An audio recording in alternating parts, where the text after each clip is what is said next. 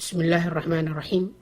aan wax ka baranno weydiinta ah what is sole proprietorship. waa maxay sole proprietorship?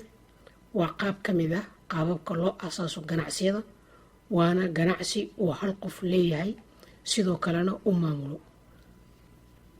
faa'iidada ay leedahay in la abuuro ganacsi noocaana waa maxay? 1 aad ayay u sahlan tahay in la asaaso. 2 xeerarka ama sharciyada quseeya ganacsiyada sida gaarka ah loo leeyahay oo kooban ama xadidan. 3 ganacsigan oo bixiya hal canshuura loona canshuuro sidii dakhliga shaqsiga oo kale. 4 go'aan qaadashada oo sahlan.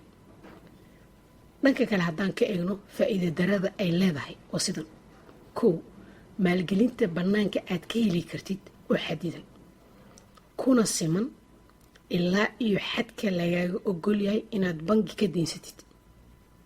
sidoo kale waxaad dayn ka heli kartaa asxaabtaada inta ay ku ogol yihiin ama ehelkaada.